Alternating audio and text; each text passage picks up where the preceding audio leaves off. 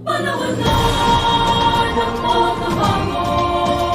dahil sa ito ay kinakailangan tayo na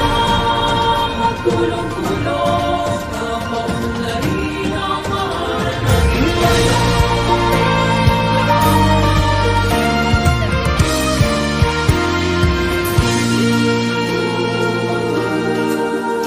Panahon na ng pagbabago, dahil sa ito ay kinakailangan tayo na magtulong-tulong na paunlarin ang mahal